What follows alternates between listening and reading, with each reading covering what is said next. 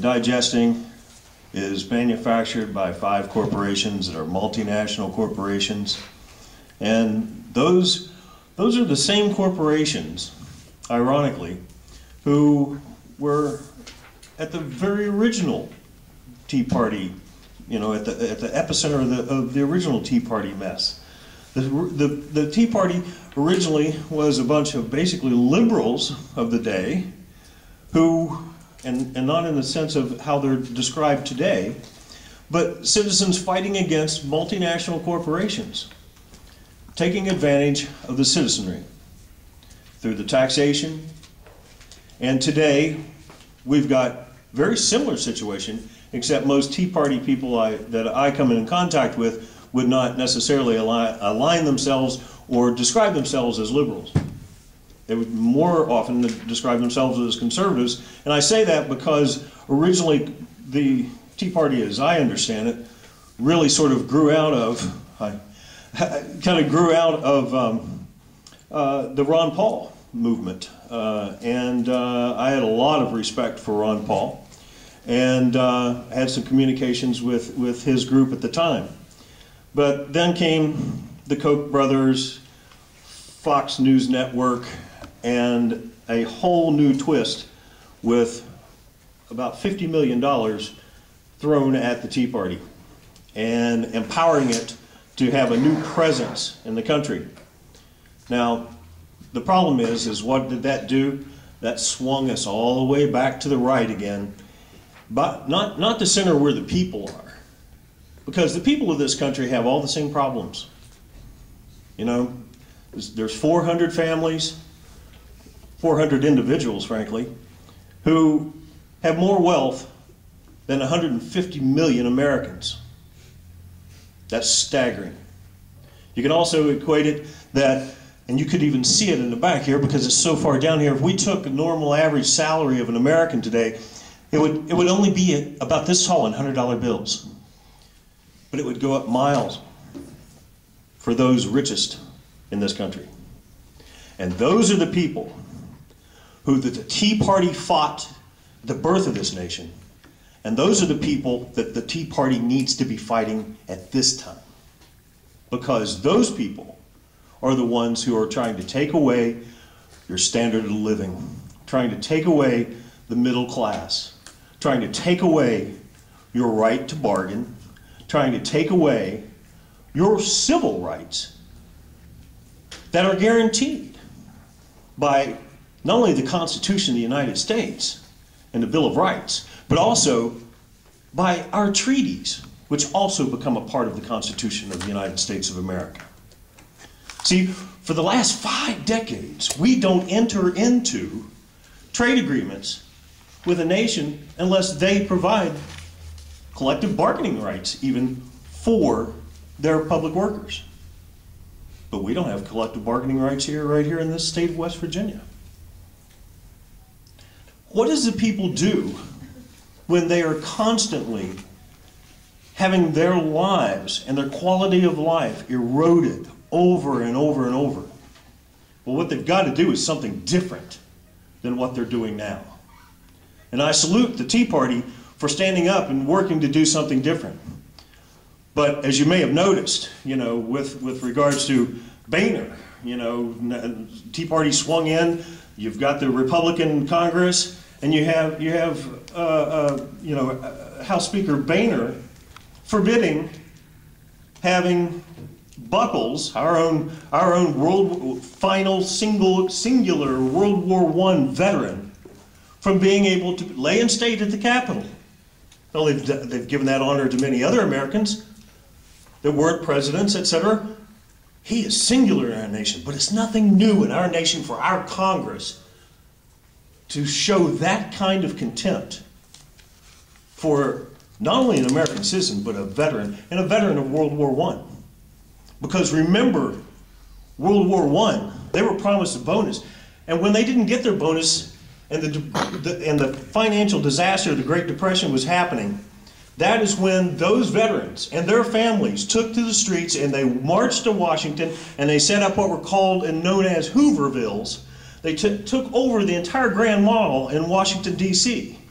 And our greatest military veteran, Smedley Butler, General Smedley Darlington Butler, led that march until our federal forces forced them off of the Grand Mall. But they stayed there. They were making a point. They were standing up for what's right. And that's what we are all going to have to collectively do today, in this time, up against those oppressive forces. And when I say those oppressive forces, I'm talking about the people whose number one issue is about money and about profit and about giving corporations their cloned financial identities the power of citizenship with rights, First Amendment rights of speech, which now allows them to spend as much money. And we're talking about multinational corporations to spend as much money as, you know, an average citizen. They are not citizens. They have no end of life. See, when corporations were first chartered in this country, you know, they came into being for a purpose, and once they completed that, then they were disbanded. Their charter was taken away from them. But not today, not anymore. They're immortal. And worse than being immortal, they have no moral compass.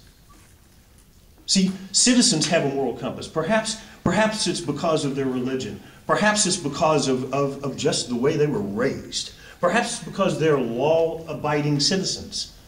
Perhaps they just have a philosophy that they go by. But a corporate citizen has one singular mandate, and that is profit to their shareholders. Under any circumstances, no matter what it is, they have to make sure that they bring that profit. And because of that, when that gets to the point where it is today, we have the absolute disaster going on in our society that we see. Now, I'm really, you know, excited to be here. I guarantee you, you know, I'm typically, you know, pushed over to be the lone liberal tree hugger, you know, the guy that's so out of step with everything. But I guarantee you, the one step that I'll give you is going to be founded in our Constitution.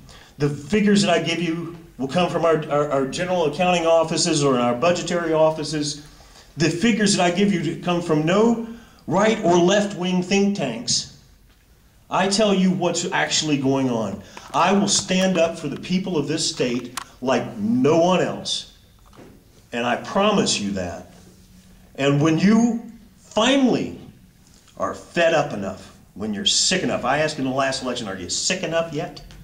Because when we're finally sick enough of business as usual, we the people will stand up and we'll do something different.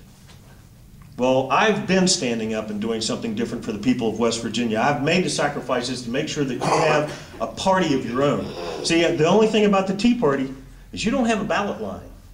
And that's why it's swung to the Republicans again. Who knows where it's going at this point, but I'll tell you what it needs to do.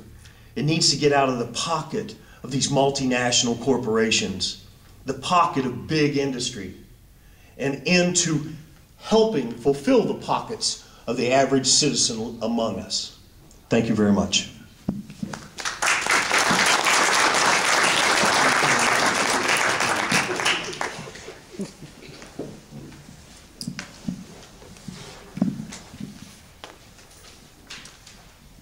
Well, thanks very much. It's a pleasure to be here again tonight. I was with many of you folks here a couple of years ago.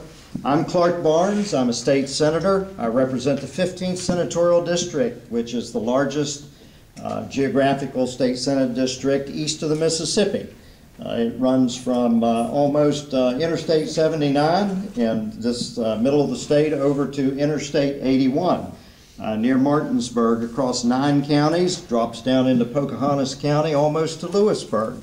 It's a huge chunk of West Virginia. It's a beautiful part of the state. I love it. It takes me about 4 hours to get from one end of my district to the other. It's easier for me to get to Parkersburg from where I live than it is to get to the other end of the district, mainly because we got good roads between here and there. There are about 8 mountains between Elkins, my home, and the Martinsburg area. But it is truly a pleasure to be here, and I will tell you this, I am a capitalist. I believe in capitalism, and I believe in opportunity. And I think it's the right of every American to seek out opportunity, whether or not it is educational opportunity or economic opportunity. We all have that opportunity, and that is guaranteed in the Constitution of the United States. I want to just start, and hopefully I won't even take 10 minutes, because I have a feeling you guys would rather ask questions and us talk about things that you want to talk about. But just to get started, as a legislator, I want to tell you that Mitch Carmichael's here, another legislator. He was there when doctors were leaving the state. You remember that? And the legislature went to work, passed medical malpractice reform. Medical malpractice changed the scope of things in West Virginia, and as a result of that, we have now more applications for physicians in West Virginia than we have in history. There was a time when insurance companies were leaving the state. About 7 years ago, you remember, you couldn't even get an insurance quote if you didn't like your insurance company. They wouldn't take you. State Farm, Nationwide, Allstate, they were all shut down. Your legislature went to work again and enacted some tort reform, and it changed the scope of insurance, and the insurance companies came back. There was a time when businesses were leaving the state because of a bankrupt state-run workers' compensation system that had us $3.3 billion in debt. And your legislature went to work and privatized workers' compensation. In 7 years' time, we've reduced that deficit from $3.3 billion to $1.1 billion. It's gone down by 2/3. So folks, there have been some positive aspects of the legislature and people buckling down and going to work and doing things that needed to be done. Now, I'll tell you this as a Republican. I know that this is not a partisan group, but I'm a Republican, and I'm proud of being a Republican. But every one of those things that I just told you about that the legislature accomplished was in the Republican Party platform of 2003. And I'll tell you what, if us Republicans had been in charge of the legislature, we would have gone a lot farther, and we probably wouldn't be where we are today, because we would have tackled a lot of problems. We have something that is a potential for a crisis on our hands in West Virginia. That's called the OPEB liability, which are other post-employment benefits for West Virginia retired employees. They were given many years ago, and no one really looked ahead to see what it was going to cost us somewhere down the road. But right now we're somewhere between $7 billion and $11 billion in debt because of that. And it wasn't even mentioned until 2 years ago, when the accounting systems of this country said you got to start putting it on your books instead of ignoring it. And so now every school board, every county commission in the state of West Virginia has to actually say, yes, we owe that money. But there is something we have to be careful of, because, we had Governor Manchin that came in here with us 7 years ago, and that workers' compensation liability, he wanted to bond it.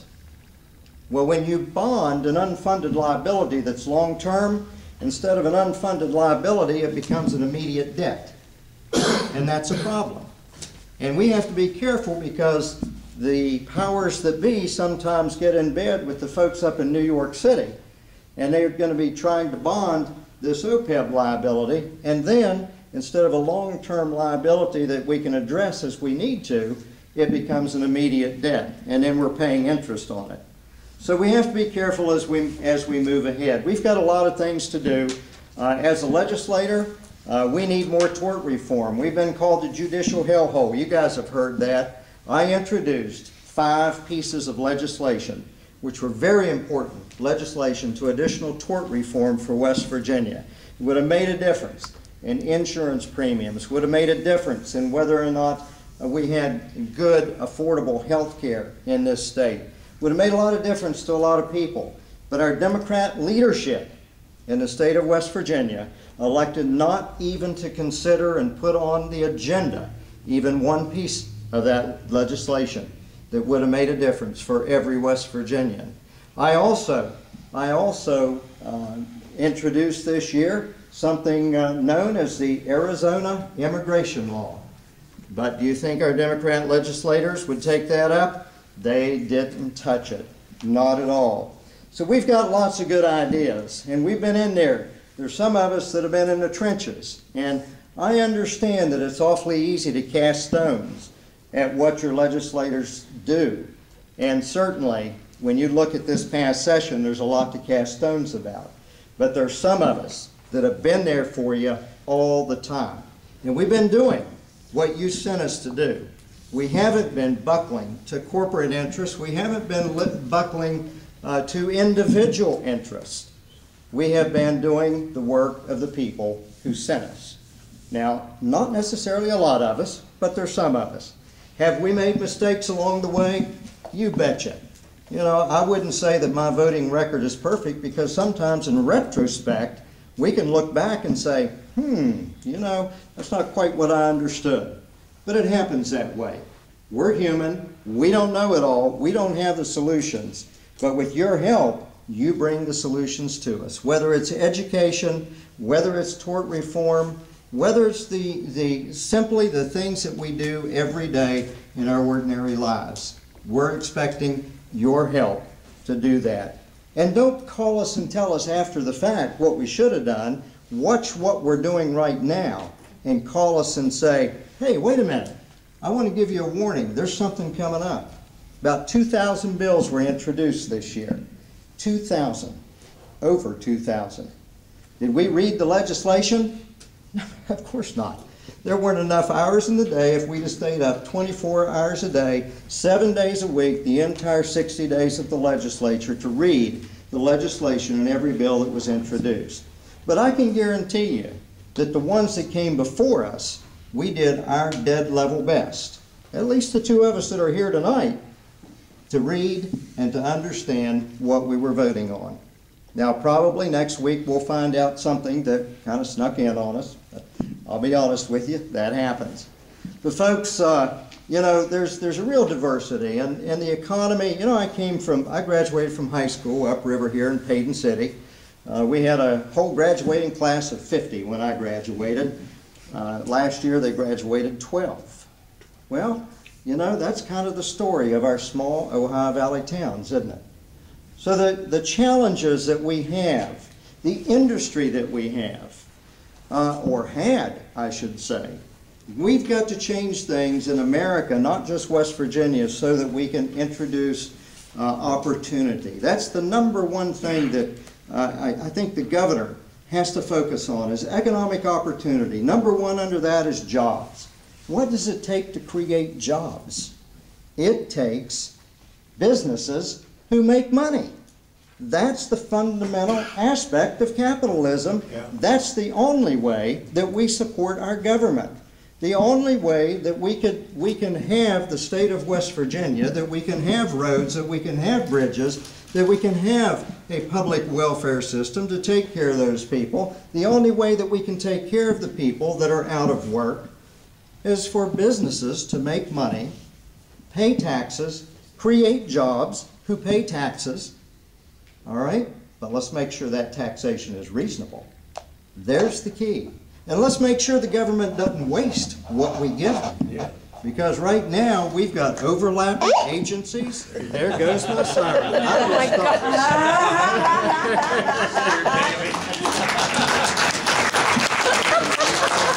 You scared me to death.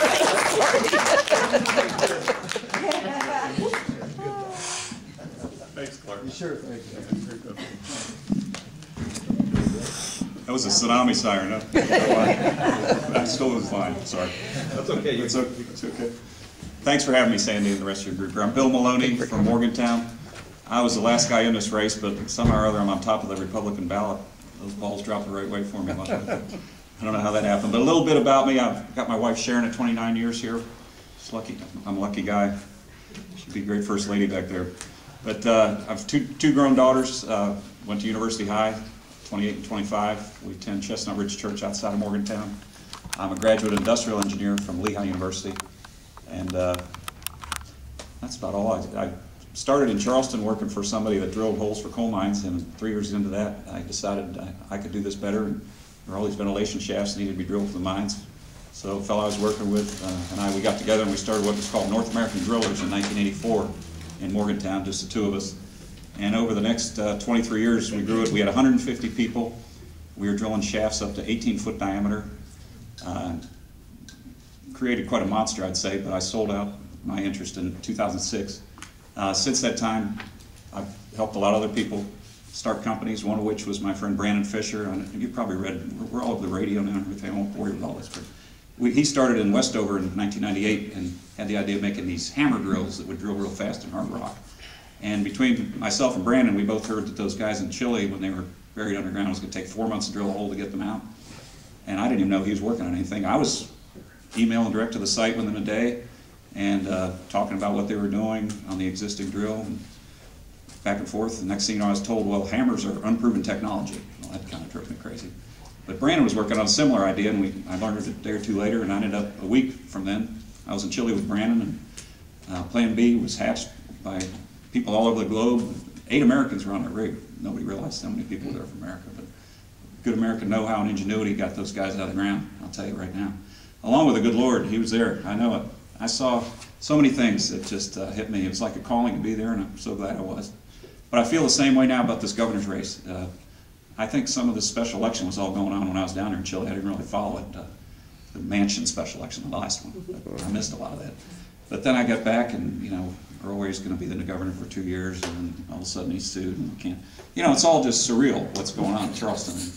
I know 2 years ago some folks approached me about doing this job, and at the time we met with the Republican Governors Association, some other groups, and my family was not into it, so we decided that time not to do it. But since being back from Chile and seeing what you can do when you set your mind to it and see how people can come together and quit worrying about the surreal things, worry about what's real, I really learned that down there. Nobody worried about whose fault that was. We worried about getting them out. And our state's the same way. We need to worry about getting us out of this mess. We have so many good things in West Virginia. We just need to fix a few things, and I think we'll be fine. But my years in business, I learned the hard way a lot of times that, you know, some of our rules don't really make it easy to be in business in West Virginia. I'm preaching the choir there. But simple things, and it's my ideas are based on my conservative values. I'm 100% pro-life. I'm for traditional marriage. I love guns. But I like businesses to thrive, because that's how you create wealth and how you grow your economy, how you keep your kids here. But simple things like fixing our regressive tax system. Now, people are just fed up, I think, with some of our taxes. The worst one I see is they call it personal property tax, where counties raise money based on your capital equipment. It's just a capital equipment tax. Why would you invest in a new steel mill or a new chemical plant when you're going to pay tax on that thing year after year? Our drill rigs every year, we have to keep track of every county they're in and figure out how much they're worth. And, you know, we built them out of the scrapyard. We had a guy one time in Hinton tell us that it was worth $3 million, this rig we had down there. It was from the front page of the paper July 1st. That's how we got caught. But, I mean, we're so regressive. And trying to keep track of all that and keep up with the things. We need to fix that system. And the inventory tax, I think there was a constitutional amendment proposed this year that didn't get anywhere, didn't get into committee. We need to fix that. And then you look at some of the bureaucracies we have. I'm a certified water well driller. I'm still trying to keep my license. I don't know if I have enough credits or not. I just submitted my, what do you call it? My application for renewal. Nobody can tell me if I have enough credits. I've been to class everywhere. It's just one bureaucracy gone amok down there in Charleston, along with, I think my old company, we had 2 things on the wall when I started in 1984. There's about 30 now, all the different pieces of paper and little fiefdoms created. We got to change that. And then there's our court system. I covered, Clark mentioned the intermediate court. We need that so bad. And it passed the Senate, thank you, but the House wouldn't take it up. I don't know why. Maybe there's just too many lawyers in Charleston. You guys aren't lawyers, aren't you? Sorry, Mark. You're not in Charleston. You're But, you know, we need to fix that. We need an intermediate appellate court. We need to stop our lawsuit abuse problem, because it makes it tough to be in business. It's hard to, you know, the homegrown businesses, we'd like to stay. And it's hard enough to keep the homegrown guys here, try to lure in somebody from out of state to locate here. I'm in the energy industry. Since being out of the shaft drilling business, I've been in the oil business a little bit. I drilled a directional well on the Ohio River right up here in Belmont. And you just see the bureaucracy, you see what can be done with our energy, but yet we have this huge severance tax, we have all these rules, and we should be promoting, like the Marcellus Shale is a huge thing for this state. And I know there's a bill going through, and it didn't make it, I think maybe because there's so many strings attached, it got killed by a lot of different people. I think I'm right in that. We need to be proactive and promote our industries like the Marcellus Shale. And in addition to drilling and extracting that gas, we need to have the add-on industries I know are out there. I looked at building drilling rigs when I got back from Chile, and I would never build them in West Virginia the way the laws are. I'd be in Pennsylvania, just because of the tax system, the legal system, everything that goes with it. But we should be manufacturing drill rigs for Marcellus Shale and frac tanks, and we should have all kinds of business, not just the people coming from Oklahoma drilling wells in here. We should have homegrown businesses right here. I know we can do it. West Virginia is a great place. I had some of the best, most loyal employees. They're the greatest. But we need to just keep them here, keep our kids here. And I think we fix a few of those things, we can do it. As I said, I'm not a politician. I'm a businessman. I've been at it for almost 30 years now in West Virginia. And I think we need some of that in Charleston. We need some leadership. You can definitely tell by the legislative session that there's no leadership. We just need leadership. And we can do it. I know we can. And we're on the cusp of something really good here. I know, what was it, 1930 or something, West Virginia was 30th in per capita income. I just heard this from an economics fellow the other day. Now we are 48th, and the only two states behind us are Mississippi and Louisiana. Well, I'll tell you what, those folks are in the red camp now. They're all Republican. And West Virginia needs to be next, or we'll be number 50 quick. But anyway, I appreciate you having me here. Thank you for all your interest and your passion, and I look forward to earning your support and your vote.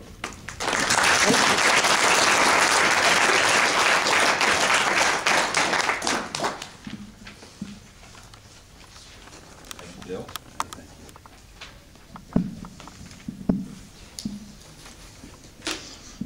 My name is Mark Sorsea. I have my two kids trained. When someone says, "Your dad's a lawyer, isn't he?" and they go, "No, he's a prosecutor." So,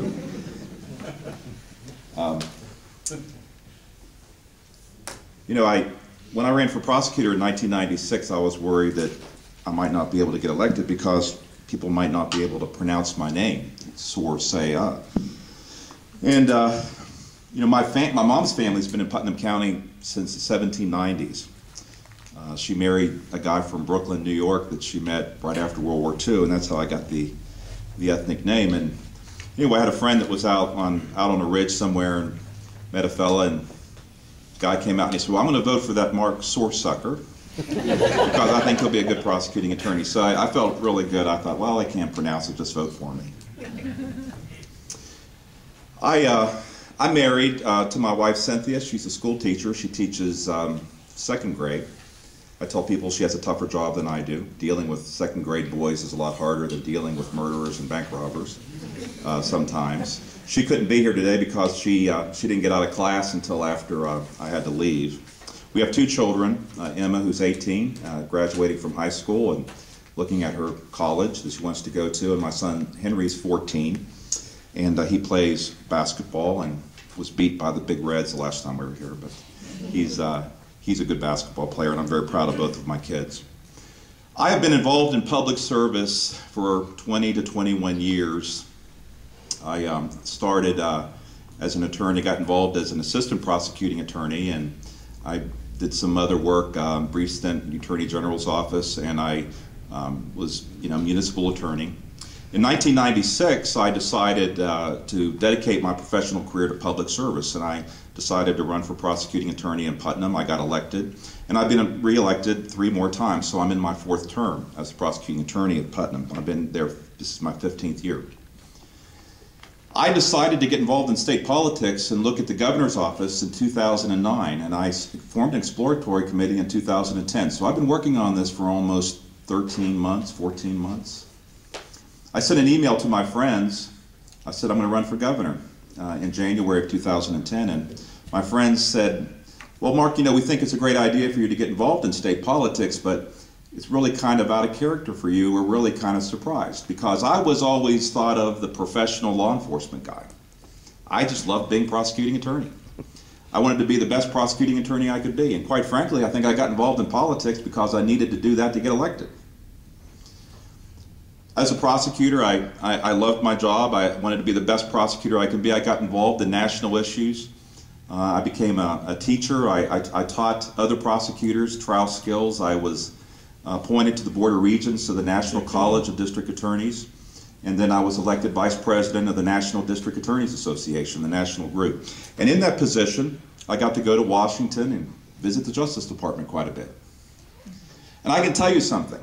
It really did me some good because I used to be frustrated about our state government, county and local government. But if you want to really get cheered up, you need to go to Washington because that is a whole new level of dysfunctionality. It makes me feel good about our state government because Washington is really screwed up.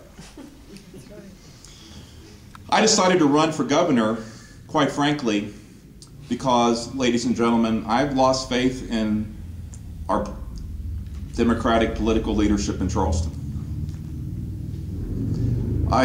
Quite frankly, I think what's motivated me to run for statewide office is the same reason that many people were motivated to get active in the Tea Party. I got mad.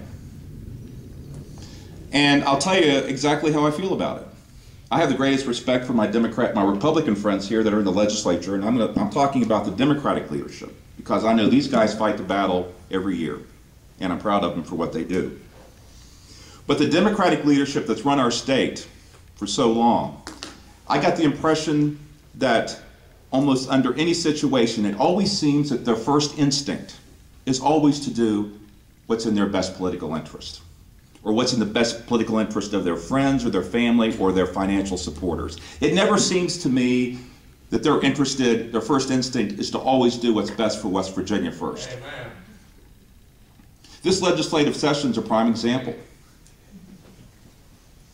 You know, the failures to address issues, and I know my Republican friends fought the fight, but it seems like the only thing they accomplished was giving pay raises. You know, I know a lot of judges. I tell people I feel like I'm getting old when I know all my lawyers' friends have become judges and all my state trooper friends have retired. And I know the judges say they don't make enough money. The family law judges definitely don't make enough money. I'd rather do a murder any day of the week than deal with a divorce. They're easier. And the magistrates feel like they needed money. And the teachers. But you know, I don't know anyone in West Virginia that doesn't need money. Everyone's suffering. I had a friend, a 91-year-old friend called me the other day, a lady that grew up with my mother. Retired principal. She's gets $500 or $600 a month in a retirement pension, another $500 a month in Social Security. Her food prices are going up. Inflation on food.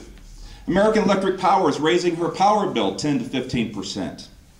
She told me she was worried about losing her doctor, because of the Obamacare, the doctor may not be doing Medicare anymore.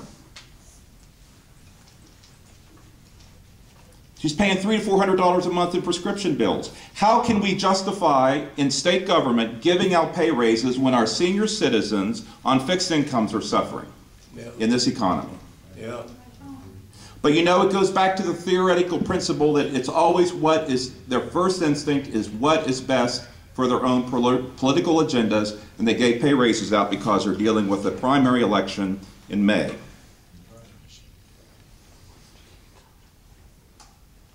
After 21 years of public service, I have learned one fundamental principle. Government by its nature is inefficient. The bigger it is, the worse it is. Go to Washington and we learned that.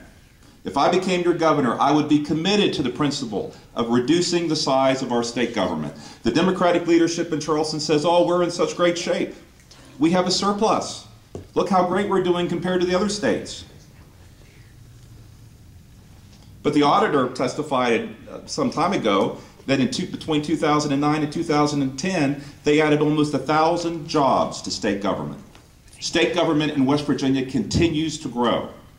If I was your governor, I would be committed to reducing the size of state government.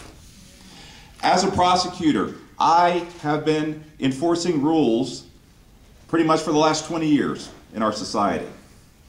And I would have a passion, if I was the governor, to eliminate needless government regulation and reporting requirements that's killing our small business community. Our small business community in West Virginia is dying a death of 1,000 cuts. There's always a bureaucrat in Charleston that wants our businesses to fill out a form. Oh, it'll only take them 30 minutes to fill it out. It takes you another 30 minutes to figure out how to do it, and then you fill it out and you sit it in Charleston, they stick it in the file cabinet, and nobody ever reads it. Well, it only takes 30 minutes, but there's 1,000 of them. It's a death by 1,000 cuts. We have to get rid of government regulation. I'm a lawyer. Really, as my kids would say, I'm a prosecutor. I can tell you, if I became your governor, the first day I would be there, I would assemble a legal team and figure out a way to take our role in the national government to challenge Obamacare. I would join the 26 other states that are challenging Obamacare. Again, government by its nature is inefficient, and to deal with our health care issues in America, giving it to government is not the answer.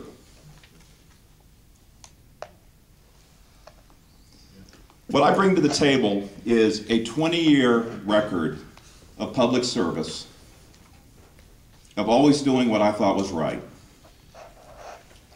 And I can tell you that if I'm lucky enough to be your next governor, my first instinct in any situation is always going to be to do what's best for West Virginia.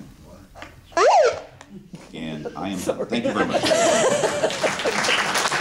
am so getting you a different siren. The other one I got's bigger. Okay. I don't know how to do it. You do it. You tell me how to do it.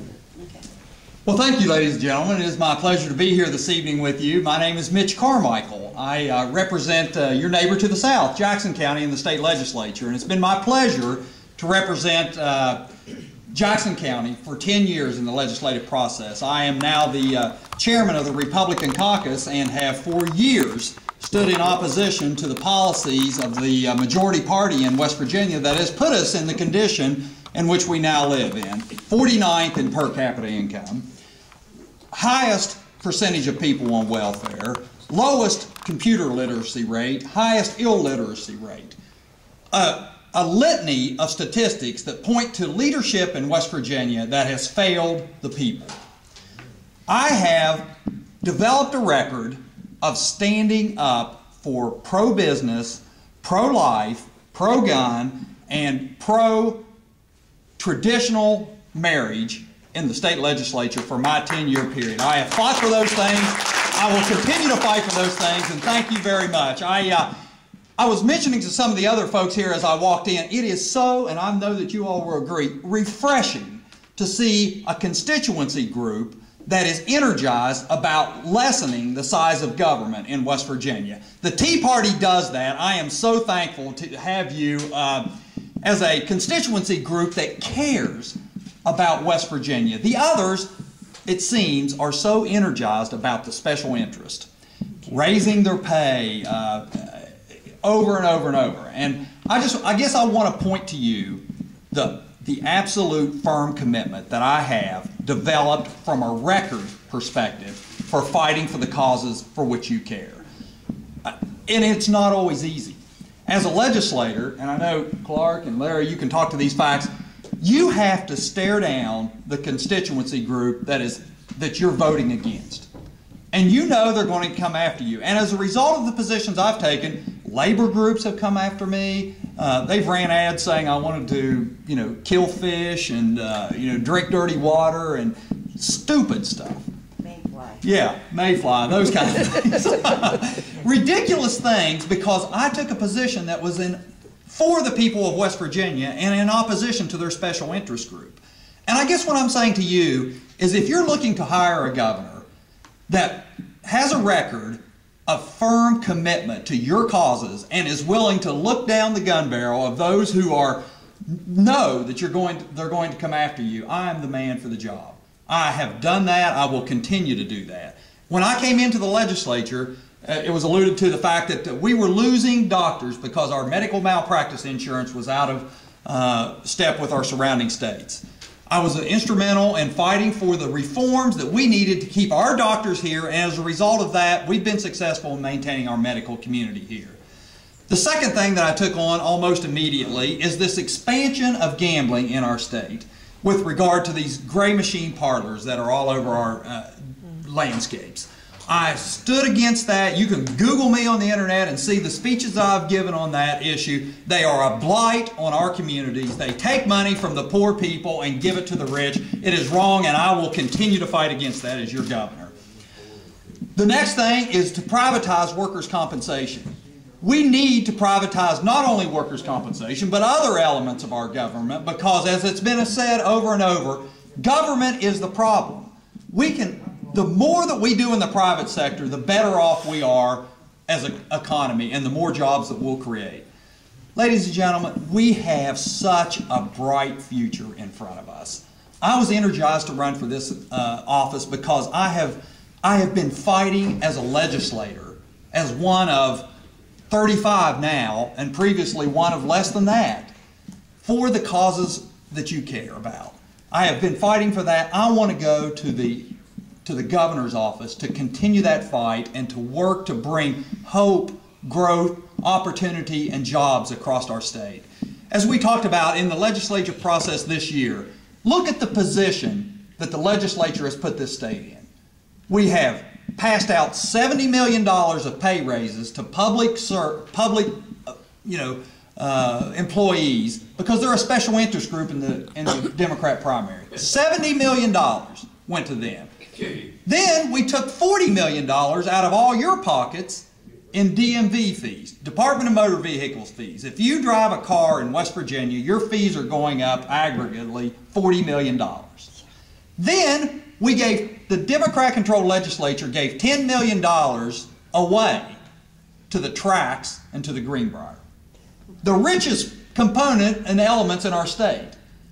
And we eliminated 1 penny of the food tax that generated $25 million. It's awful. It is awful. And we can change that. The Republican Party, Clark included, fought to eliminate the food tax. It's a $50 million price tag. I am committed to eliminating that. It's a regressive tax on the poor people of our state, and if I'm your governor, it's going away. The second thing we're going to do is our corporate net income tax here in West Virginia is 40% higher than our surrounding states. It practically begs businesses to locate in the surrounding states, and Wood County is particularly vulnerable to that, just as Jackson County is. We're going to bring that in line and absolutely encourage business growth in West Virginia. From a civil justice perspective, I want to elect our judges on a nonpartisan ballot. Why, in a judicial proceeding, should it matter if someone is a Republican or Democrat? It should be absolutely nonpartisan, and there must be this intermediate appellate court to where you get an adverse ruling in a circuit court, you have a right to appeal. Those things, ladies and gentlemen, will energize the state of West Virginia. I am confident that the next governor is in this room tonight. We absolutely have a talented group of people here that can lead this state to a brighter future.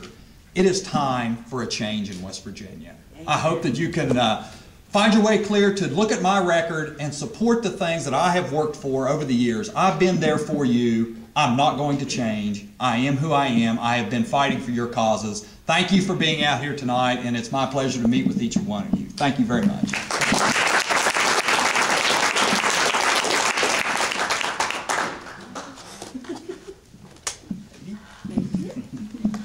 Hi, I'm Marla Ingalls. I am an independent, so I'm jumping through some hoops right now. I have to get 1,765 signatures in order to get on the ballot. And I was spurred into motion by the beginning of my school year. I am a school counselor. And I found the funniest thing I learned in my counseling degree is insanity is doing the same thing over and over again and expecting a different result. So my students were becoming very stressed. I work in a K-2 school and a K-5 school. And they started the No Child Left Behind. It sounded good, looked good on paper. But its effects are devastating on our children. Little first grade girl, Mrs. Ingalls, what happened to the fun? I went, oh. Don't know, sweetheart, I noticed it's gone too, so we gotta do something about this. So I started a letter writing campaign. Sent it out to my representatives, the people who are supposed to be representing us, the people. I put out my SOS. I was ignored. Probably like a lot of you have written to your representatives, the people who are supposed to be representing you. And I hate to read in the paper where one of my representatives has to go to their political party in order to vote the way the people want them to vote. I thought we were the ones that voted them in there. I thought we were the ones that they're supposed to be representing. I am an independent, and I'm guilty, probably the same as all of you, of saying, who's the less of the two evils? Who's going to hurt me the least? Oh my goodness, I can't stand who's there. And I said, what was I thinking? I can represent us. I will go and take those steps. Why in the world can I can't sit down and complain about something if I sit and do nothing. So I stopped the insanity. I said, good, I'm going to get out there. I'm going to represent the people. Because I am a part of the people. I worked my way through college. I worked my way through high school. I stood at the front of the hay wagon at the end of the belling machine, tossing the hay back at 12 years old, just so I could go to the horse show. I love showing horses. So I have calluses. They are there. So I know what it is to work hard to get what you want. I know what it is when you got that money and someone keeps taking it from you. I was very upset when Bush decided, oh yeah, let's throw some money at our problem. Let's throw money at the banks. My tax dollars just went out the door. And then my credit card company calls me. God does a satisfaction survey. Are you satisfied with your 7.9% interest? Yes, I am. 2 weeks later, guess what? We've raised it. I called them back. I said, guess what? I'm not satisfied with you anymore. Please record that. You just did me wrong. You took my private dollars to pay back my tax dollars. You keep sucking me dry, people. I don't have any more to give. So I decided, governor's open. I can stand on my pedestal and I can scream at the top of my lungs.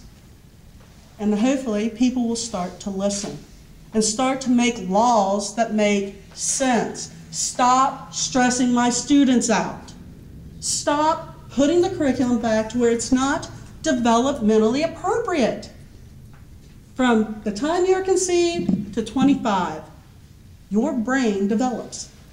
There are certain stages in which certain things develop, and you will understand it. But we try to say, oh, we want higher order thinking skills. Oh my gosh, there's people in China, they're outdoing us. We have lost who we truly are. We got rid of our creative arts. We got rid of our music programs. We got rid of recess. I have 3 recesses a day. I don't know about the rest of you, and I even had gym time. Oh, we got an obesity problem. Do you think? Hello? Did you guys not read the same papers I read and going through my education? Childhood obesity, not caused by overeating, caused by underactivity. Let's change our food menu at school. How about we get them a little more active, people? How about we let the kids go back out and have fun and play and socialize? Oh my gosh, they're not socialized. Do you think? Come on, duh. It just drives me crazy, the things that they come up with, and they counteract it. And I got to realizing government is definitely not making sense. They're putting too much regulations on our kids and on us. And we're allowing for that to happen. And I'm tired of it, and I say, no more. You're not going to do that to us. No more. Our kids need the chance to be children, not treated as adults. I would like to know who in this room can sit for 90 minutes. Sit quiet, do your lessons. They have 90-minute reading lessons, 60-minute math lessons. And if you don't progress, you get another 45 minutes on top of that. Doesn't make sense. Our strengths were in our creativity. We took out art. Our strengths are in our inventions. And then they say, oh, we don't have anybody inventing anymore. Yeah, you took it out of our schools. I also learned as a counselor 3 things prevent prisoners from returning to prison. 3 skills: money management, time management, relationships. We took out consumer math out of our high schools. We said, oh, you got to know algebra. Plus 2 months above. Not one of those things addresses my money management, or how to finance, or how to invest, or how to balance my checkbook. It did not address any of that. So we are becoming a reactive society instead of a proactive society. We're not giving our kids the skills they need to be successful. We're exploiting their weaknesses instead of strengthening their strengths. It starts at the education level. Everybody says, oh, we need businesses, we need this, we need that. We need to go to our business and say, hey, what skills do we need? Because I know it's not college all the time. And when I went through, it was 20% of the job market required a college degree. And they wanted 100% of kids now. You were supposed to be college bound and ready for 20% of the jobs? Again, not lighting up people, not making sense to me. We need to give our kids skills, not sit there and make them suffer through an algebra class. If your brain is not geared toward that, then why are you making somebody take that course? They should be in a finance group, a consumer math class. What was wrong with that? Oh, that's not good enough.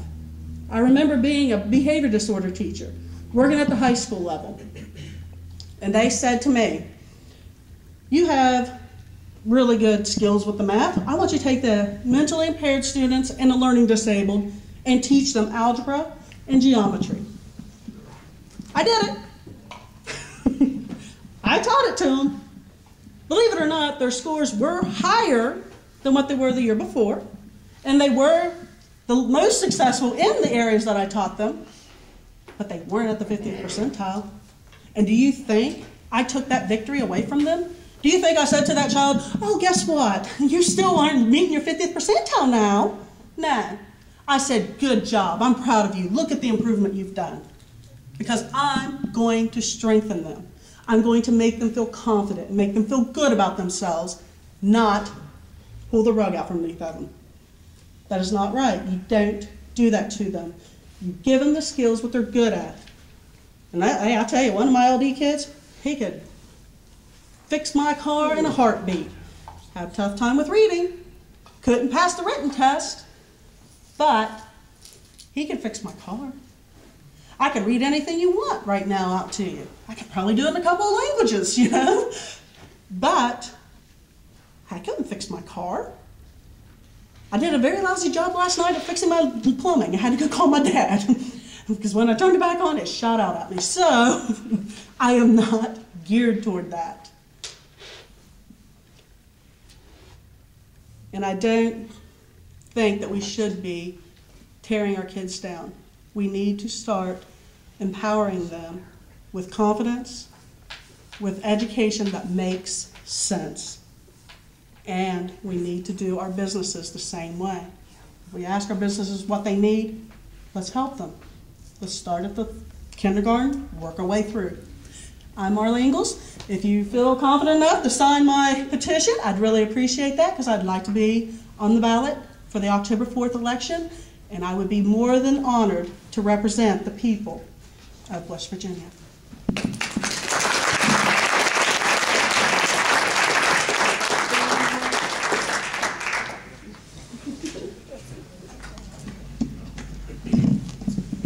Good evening. Thanks for having us. I always do something just a little different, and if you noticed, I'm standing back here, and it's because I feel much safer being back here with him in front than behind me. Just kidding. My name is Larry Faircloth, and I come here tonight because I want to be your next governor. and I think I have the qualifications and the experience to do the job. I was first elected in 1980, but I first ran for office in 1976, and I lost in the primaries. I ran again in 1978, and I won the primaries and lost in the general election. A lot of folks said to me in my county, you need to run one more time. And I thought about it for a few days. Jimmy Carter was president. He had the country in about as bad a mess as we're in now with Obama. Not quite. And I had an opportunity to meet Ronald Reagan, who had been in Charleston, I think in 1976 at a state convention, and was planning to run in 1980. And I was impressed with Reagan. Many of us in this room tonight, whether you're Republicans, conservatives, Tea Party activists, we subscribe to his principles. Yes, yes. And we've lost those since 1980. Each year you see them slipping away. And that's why we elected Obama. And I hope he's a one-termer like Jimmy Carter. You better be. The person that you're looking at up here, and we will have a Republican governor, I'm convinced of that. One of us at this table, and of course Betty's not here, but she's a wonderful person, including Betty. One of us will be the nominee, and one of us will win the October general election. Yes. And here's why. Because you've sat up here and heard from Mitch and Clark, all the things that went on in the legislative session. And Rick, you know, you served with us down there. The Democrats are all very self-serving. They've got big egos. And no matter who wins that primary, the rest of them not going to support that person. Because they all want to run again in 2012 and they don't want to run against an incumbent Democrat. So we're going to have a Republican governor come October. I think I'm qualified, number one, to hit the ground running in October, to be able to prepare a budget, to be able to get ready for a legislative session, and to be able to look at the state agencies of government and do some reductions. I met a couple earlier today on my way in here, and no matter where I go, I introduce myself and I talk to people about this governor's race. It's my job as a candidate. And the gentleman said, you know, they're finishing the legislative session and they got a $241 million surplus. He said, but you would expect them to have that in an election year. You got a governor's race taking place, and they want to brag about that. He said, but our roads are falling apart. He said, here in Wood County, we got some of the worst in the state. It's nice to save money, but when we got money that we can save, we need to return it to our citizens. It's their money. It's not the legislature's money. It's not the governor's money. It's not state government's money. In the time I served in the 24 years from 1980 to the end of 2004, I was a very conservative legislator. I was endorsed all 12 times by the Right to Life people. I was endorsed by the NRA. I was there when we did medical malpractice reform. I was there when we did workers' comp reform. I was there when we passed the Freeport Amendment. And just recently, and it was voted upon by the people of the state, and just recently we landed a big Macy's distribution center in Berkeley County. And one of the reasons that we did is because the people of this state voted for that amendment. And it allowed distribution centers or warehousing to come into this state and bring in truckloads of large packages to break them down and reassemble them and ship them back out. We in the legislature made sure that they weren't just transporting packages in and packages out. We wanted them to do something with the materials and goods when they got it here. Macy's does that. They break the packages down. They're running a mail order operation out of there, and they're supplying all their stores on the East Coast from this location in Martinsburg. There's no reason we couldn't be doing the same thing over on this side of the state. But it takes somebody that understands business and understands that we have an unfair tax code in this state, and it needs to be addressed. And it's not all about just collecting taxes to run government. Government's much too large in this state. It's much too large in any state. Yes. I want to look at how we create jobs. I want to look at how we can reduce taxes. I want to look at test scores of our children in school. We rank lowest in the nation, or almost at the bottom of the poll when that's taken. No reason for that. And it bothers me when we got older people that have to make choices between food and medicine and paying their utility bills.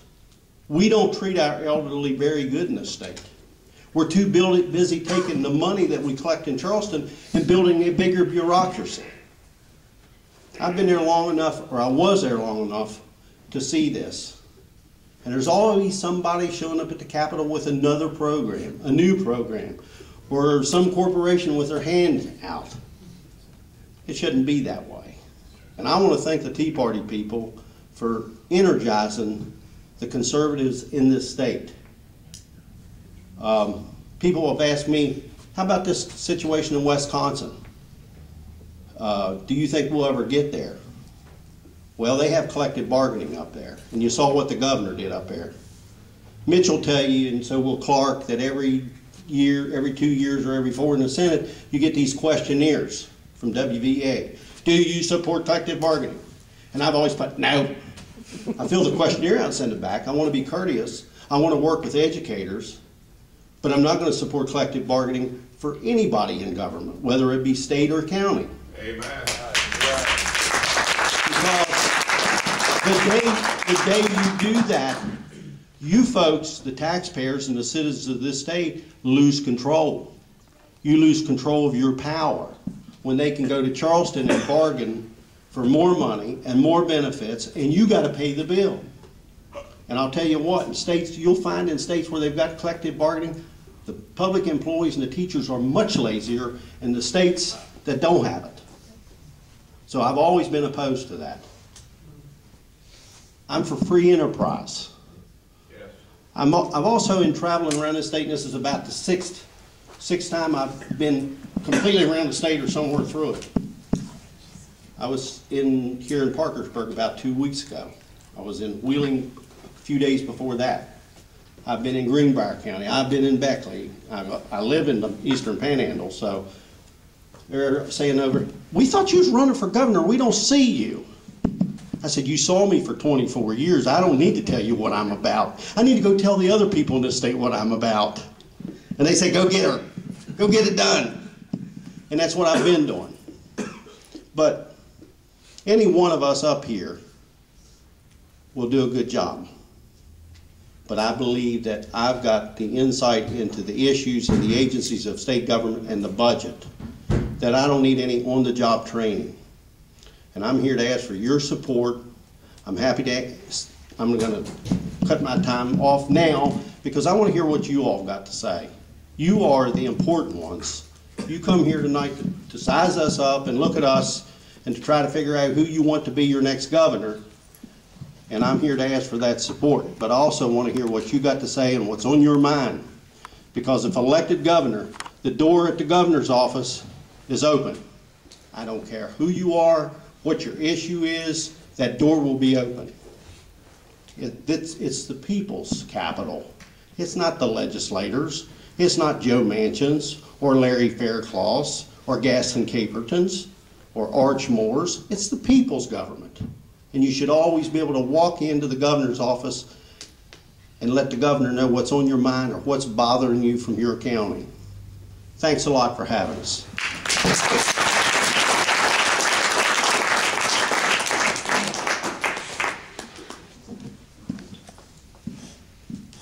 Okay, we'll start. Angie, I seen your hand up first back there. I can ask. First, thank you all for coming, and thank you very much for running. What a great bunch of candidates we got. I'm impressed.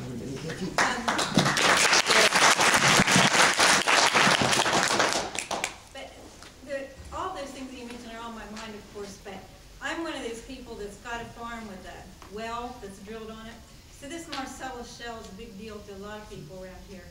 And Mr. Maloney, from a business standpoint, and Mr. Carmichael and Mr. Barnes, those of you that are in the legislature already, I would like to have both perspectives on, you know, we've got a chance to create revenue and jobs and at the same time keep our people safe.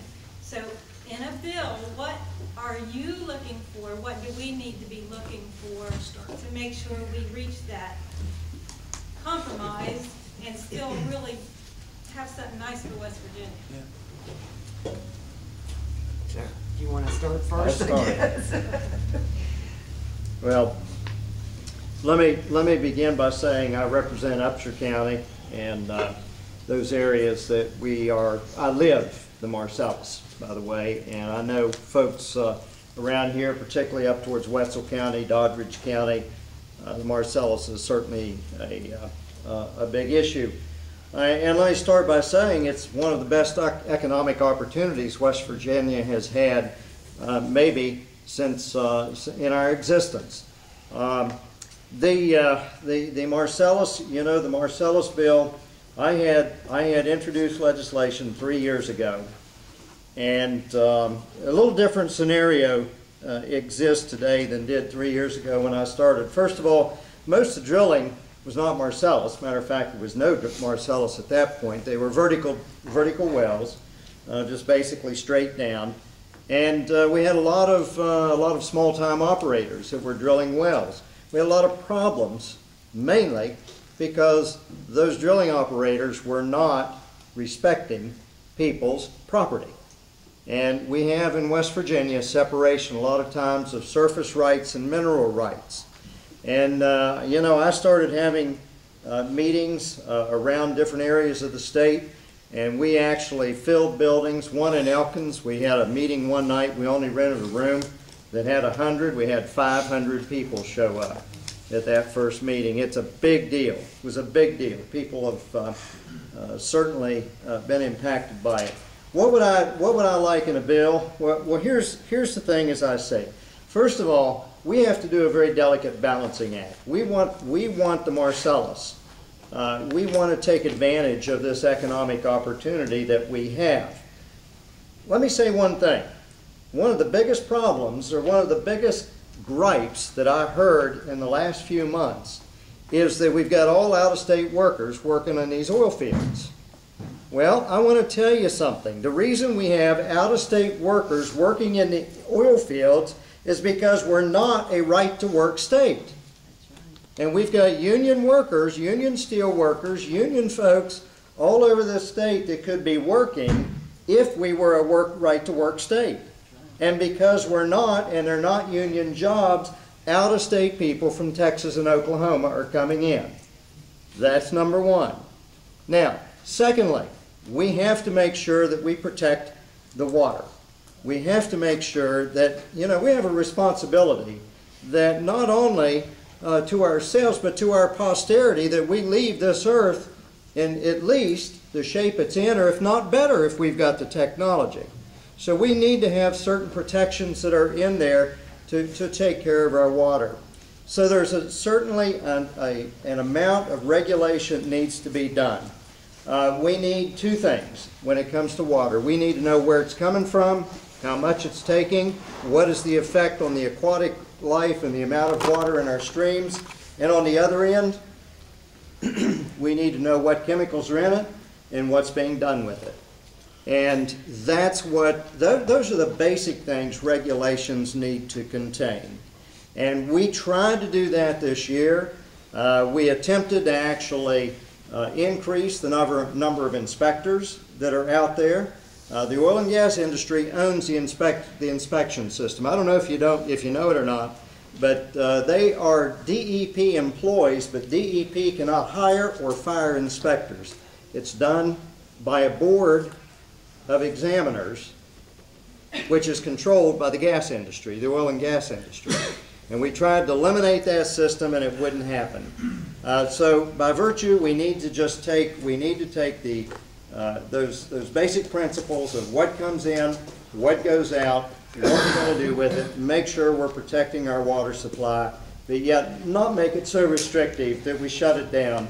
New York just shut it down, not because they had good science, but because they just didn't want it. And we can't do that in West Virginia. Let me just ask you one thing.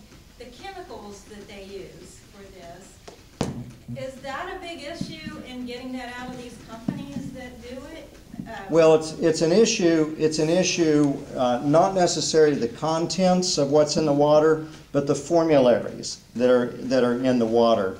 A lot of the formularies, as far as how they mix certain chemicals together for the fracking, they consider that as their what's the term? Private. Proprietary. Yes. Yes.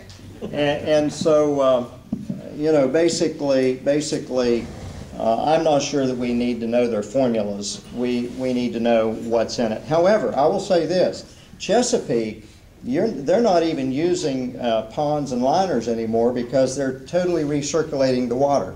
There's not even a pit dug at a Chesapeake Marcellus well because they're bringing in, you'll see trucks of water just constantly moving in, trucks of water moving out. They're taking it out, reprocessing it, and reusing the water. They're way ahead. Their drilling operations right now are way ahead of even what we were going to require in a regulatory environment. Thank you, Clark. We need to let some other Yes. people have some chances there. So, thank you. We're kind of on a short time. You know, I haven't been on the Marcellus rigs, but I've been on my own oil and gas rigs, and I can tell you, DEP inspectors, I don't see how they're controlled by industry. I'm sorry, but they're hard on me. And I think we've got plenty of regulation. The Marcellus is such a huge asset. We need to drill. We need to do it responsibly, though. And I think there are some things that need to be fixed. And I was with some different folks driving over here today in Ellenboro and in Doddridge County. And I mean, the industry needs to get together and be proactive for once, I think, and get some legislation down there that is good for industry, but also good for the public. There are some rogue operators out there that come in and they, crash through your gates and your horses get out. I've heard this from people. We need to have some common sense legislation, though, nothing that is too restrictive.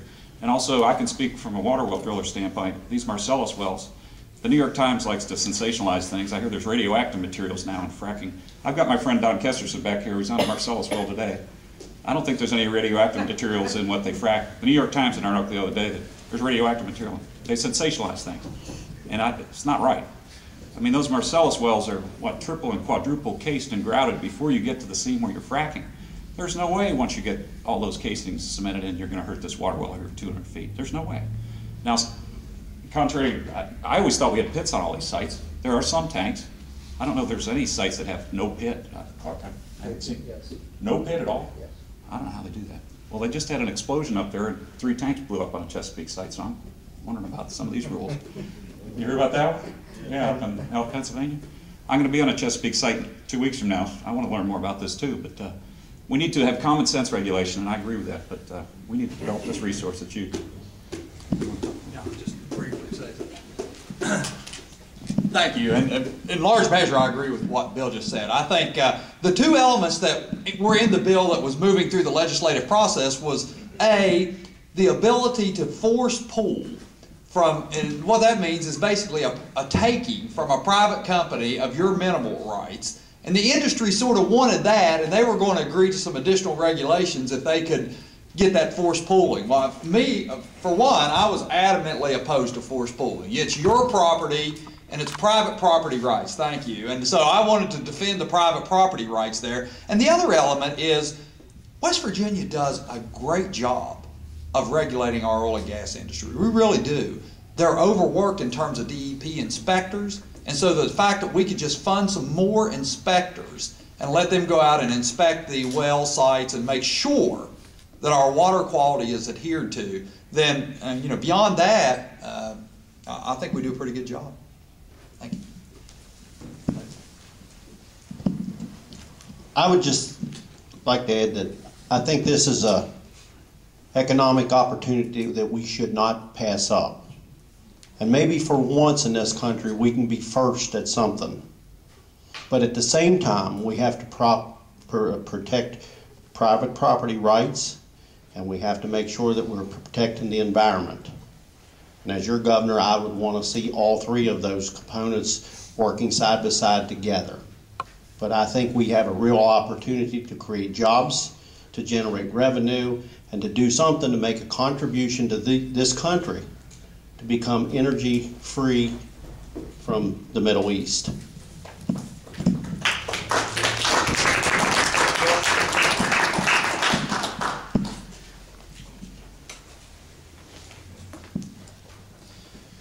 I agree with what most of my friends said. The regulatory scheme on this, it's a balancing act.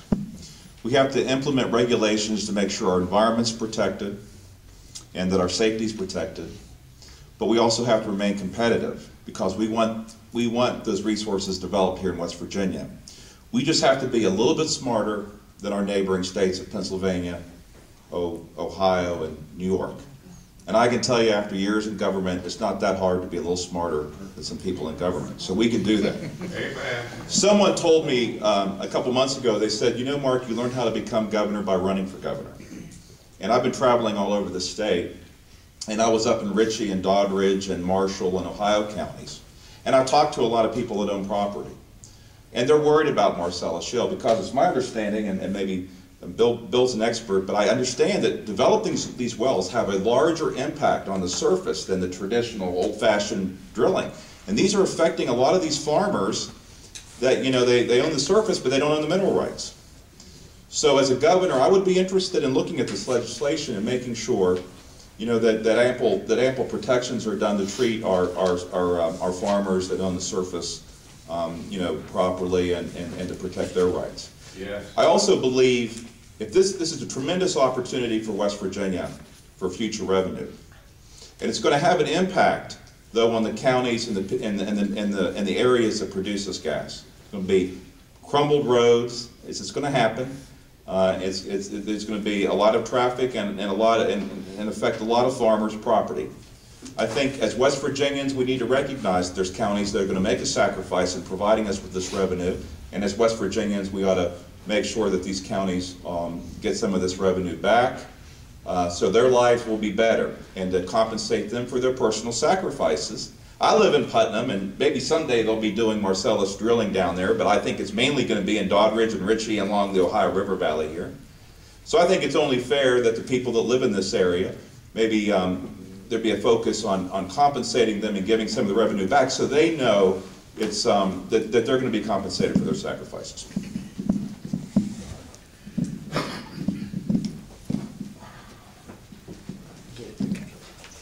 Thank you. Well, I just wanted to, I'm kind of, there's so many things to cover, but I do want to address your question about Marcellus. You know, on my way here, I picked up this at the local store. It's called Smart Water.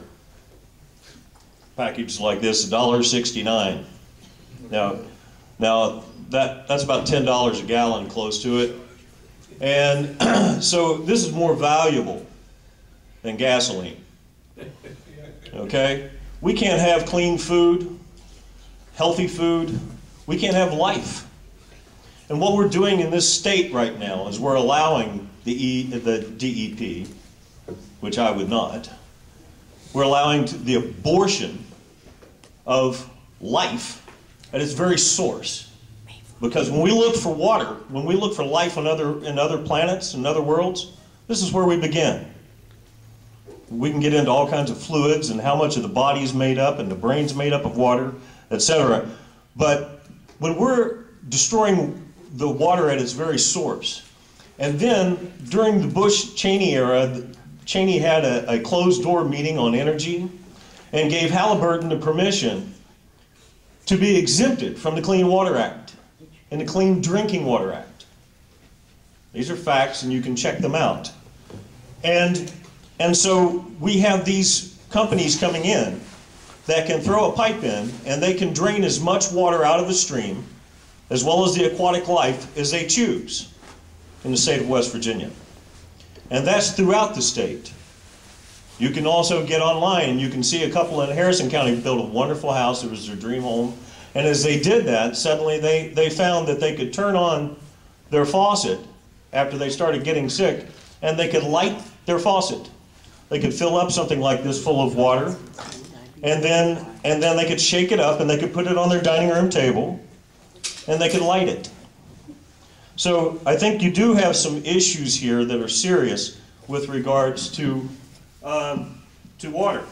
Also, one of the things that Governor Manchin did before he left was, and I have a memorandum here between the Department of Highways and the Environmental Protection Agency, that gives a partial list of brine, which is diluted frac water, and it has a TDS and chloride and sodium and calcium and pH and iron and barium, which last time I checked is actually radioactive, and lead and oil and grease and benzene and ethylbenzene and toluene and xylene.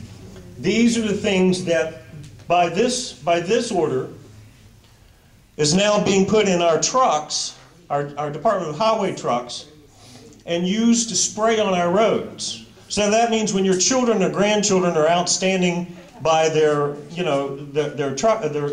bus stop to go to school, that these are the things that they're going to be smelling. These are the things that are going to be splashed on them. These are the things that are going to be let into our aquifers and our groundwater. So, water, and then there's the final analysis, and that is what we've allowed to happen with regards to the privatization of our public works in this country. And I'll get into that more later because I believe it's one of your questions. But this is a very serious issue that needs to be looked at very closely, and nothing was done in the legislature this time, which means that as they have been doing for several years, it's cowboy heaven. They can go out and rustle whatever they want to. Thank you, We've kind of come to a point where we're getting close on time. I think I want to take a vote. Would y'all rather just like have a one-on-one time with the candidates, or continue this question and answer? This is better. You like it the way it's going? Well, at least with this question. At least with this question, okay. All right, okay. I didn't get any cookies. Can someone bring some cookies? Just run right on over and get you some. Yes. I'm hungry. I could use your help. I'm very proud, and I'd like to address the gentlemen up there. What did you happen? If you're going to create jobs, you got to get these factories opened up. We got factories sitting empty everywhere, and I never hear anybody in Washington or the state of West Virginia or anybody doing anything about. We could take this shovel plant and put it into a shoe factory. Over there is Corning Glass, could be a garment factory. Put these people to work. You can't create jobs if you don't get these factories to go. Down there's Ravenswood, one is sitting down there in Jackson County, empty. I helped build that plant many years ago. And I'd like to, whoever's governor, I'd like to see if there's some way that they could start some small corporations and let the government give them some money and let them pay it back when they get on their feet. I don't believe in spreading the wealth.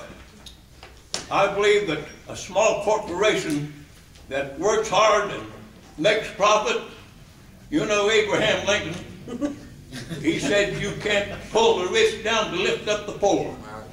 They asked Ronald Reagan, said, why do you cater to the rich? He said, well, I never heard of any poor people hiring anybody. Yeah. Amen. Let me just answer your question. We have a state office of economic development, and we have in each individual county around over the state economic development offices, and somebody's asleep at the switch. You're right. There's not a community, and I've been in many small towns and larger towns, that you can't find buildings sitting there where people used to work and they're not working. And it's a combination of things. It's the tax structure. It's their concern about liability. We're competing with China. Someone said to me today that I'm driving a GMC pickup truck like the one that Scott Brown, who got elected to the United States Senate seat in Massachusetts, drove to Washington. And he said, you're driving the right kind of vehicle. And I said, I've never bought a foreign vehicle. And when we buy foreign vehicles, we're putting Americans out of work. So we really do need to focus, the next governor and the legislature needs to focus on what we do to bring jobs here. We really do. If you look up and down the East Coast, I mean, we got a lot of population on this East Coast that uses lots of things in their daily life. And we could be making them in West Virginia, and it's easy to ship them up the coast or down the coast. Our products shouldn't be coming in from foreign countries. We have large corporations in this country and in this state that's outsourcing. Verizon was one, and they've been bought out, their landlines have been bought out by Frontier. But it used to aggravate me when I'd get an operator, come to find out it was somebody answering the phone in India. Well, that's a little stupid. Thank you.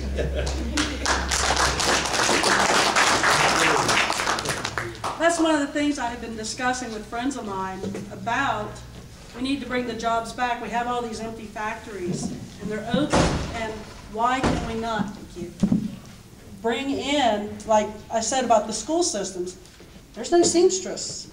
Kids don't know how to sew, and the way I learned how to sew, my mom taught me. I got a whim, I'm gonna make teddy bears. She's like, oh, here's how you sew. I didn't have a home ec course. Mom taught me. So we need to set down curriculum paths that say, okay, you want to go into the factories that we have now that where you can sew clothes, great. Here's your track. You need to learn how to sew. You need to know how to make a pattern, read a pattern, do your finances. I think finances are very important. You need to know where to invest your money that you get. You need to know what to do with it. Bring the jobs back. And you can't import more than you export and expect your economy to thrive. We were based upon Fort Knox at one time, that our economy was just booming. We were exporting, exporting, exporting. Then all of a sudden, the one bad thing Clinton did was say tax breaks to people who outsource the jobs.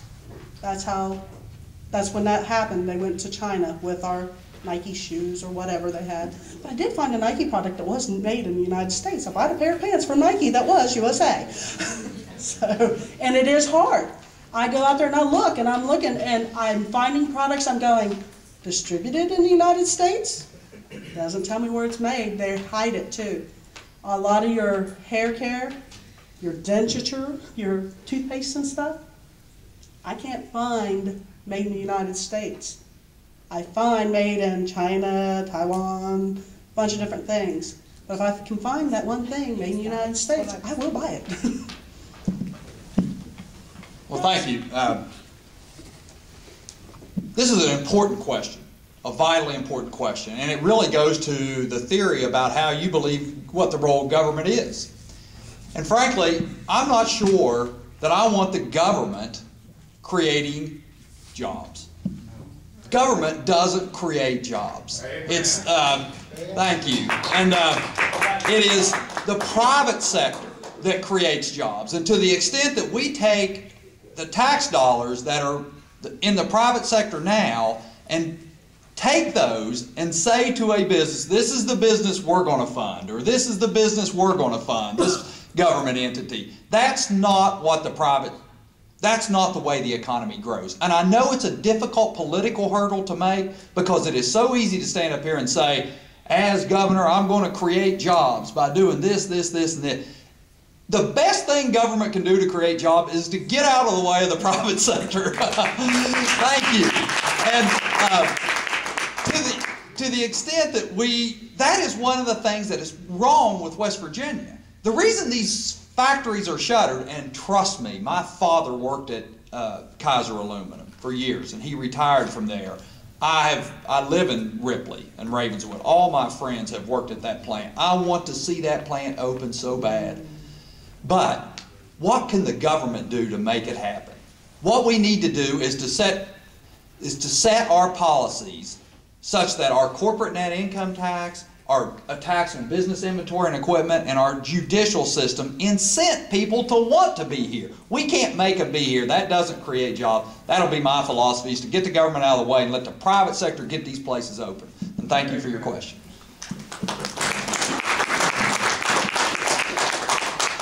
I want to tag here with Mitch about what he was saying. As Ronald Reagan would say, government's not the answer, government is the problem. And he's right. We have to reduce the size of government. You know, this year the legislature failed to deal with the Marcellus Shale issue. And I'll tell you, what message does that send to industry? It sends to industry that we have a political environment in West Virginia of uncertainty, and one thing large corporate America is afraid of the most is uncertainty. They want to know what the rules are. And in West Virginia, we have a long history of making the rules complicated, overextending the rules, and then changing them on a whim based on political wins. My sister-in-law had a minimum wage job at Taco Bell, and Toyota came to Putnam County. She now is making about $38,000 a year with a high school education, has medical insurance and a great retirement plan. And they absolutely love her because she gets up every day, she goes to work, she doesn't call in sick, she does her job, and she has an old-fashioned West Virginia work ethic. And they love her. And a couple years ago, well, about a year ago, they tried to unionize the Toyota plant in Putnam County, and the workers voted it down. And then the last 6 months, Toyota just announced an expansion. We can do better in West Virginia. We have a tremendous resource in West Virginia workers. We get our education plans in line where we can teach our children trade skills and the ability to provide a trained labor force. We get our tax structure in line where we get rid of the business franchise tax, get the corporate income tax down. We show the corporate America, the global economy, that we're reducing the size of state government in West Virginia, and we're dedicated to making government smaller and less tax burden. And we make it so we have a regulatory environment that we protect health and safety, but we're more competitive than our neighboring states. We should make West Virginia a place that's more competitive, that business is going to want to come here. We can do it. So it's going to take some work, and it's going to take a change in leadership. Thank you.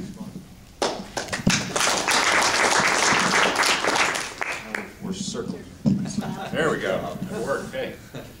Well, as a guy I had 150 employees. I know what it takes to create jobs. The other day it was scary. I tried to count up all these other businesses we helped start, the Center Rocks and the Augustas and Alpha. I mean, a lot of them. And it's like 1,000 jobs I've helped create, and it's scary. But those guys mostly are still here in West Virginia. As I talked earlier, just lately I tried to look at a site for building drilling rigs. I had some ideas from my time in Chile on building a rescue rig. There's this beautiful site in Jane Lou, overhead cranes, beautiful. It used to be a pool factory. I don't know if you know what I'm talking about, right along the interstate there. But you start looking at all the taxes and all the burdens and regulations. I'd be in Pennsylvania building those drill rigs right now. They'd give you $2 million to build a plant, and they put a rail spur in, and they give you tax credits for 10 years. We don't have the economic development tools, not that we want handouts, but you need to make it simpler to be in business in West Virginia.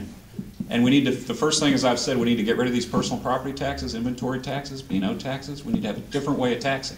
A businessman doesn't mind paying income tax or paying tax when you're making a profit. But when you're sitting there losing your butt and nothing's working, you don't want to pay tax on that equipment. That's just a basic thing that we need to change. And I'll try a Ronald Reagan quote. It's, you know, less bureaucracy, less taxation, less regulation means lasting jobs that will stay. And you can't be targeted picking the winners and the losers. That doesn't work. You got to just make things level for everybody, and you'll have lasting growth here in West Virginia. I really believe that. I have a question. You're all talking about changing the laws, but we just heard what the legislature did. Yeah. How would you guys get this different? Well, for me, I saw that you have 2 job creation bills, and I'm not going to make fun of the ones that we got martial arts and a casino bill, right? But to me, we need a 2-party system in West Virginia, and we're due, because most of our Democratic colleagues in the legislature, I think a lot of them really think like Republicans. They're very conservative. They want jobs, but we need to get them to switch parties so we have a real, and get some people elected. Yeah, well, by God, we need some good candidates to just step up and do it. I'm crazy enough to be here. I mean, anybody can be able to do this, but I can do it. Come on. But on a local level, you got 35 in the House right now. Right. If you just had maybe 7 more Republicans, I bet you get 8 to switch. Make a big Wouldn't difference. we? And right. And it's up to us. Well, I'll just say very briefly. We'll do what we can. We have a record of fighting it. It's up to you all to put us in to support the candidates that are like-minded with you. And when the people of West Virginia rise up and get sick of this scenario that we're in, you'll send the right people to Charleston. And So you're saying we need to elect legislators to go with the government? Oh, yeah, absolutely. And every other office down there, yeah. New treasurer, new The way you secretary. do that, and I know it's a real big thing with Farm Bureau, and it's a big thing with the Tea Party people, is single-member districts. yeah, absolutely, yeah. Single-member districts. Because you can target that person that's not a good legislator, and you can replace him or her with a good one. Yeah. But when you got these multi-member districts, like in Kanawha County, where they got one with 7 people in it, first couple probably pretty decent people. Anything below that, they're just a bunch of people that crawled on the ticket and was lucky enough to be 3rd, 4th, 5th, and 6th. Yeah, you're right. And they can hide. They can hide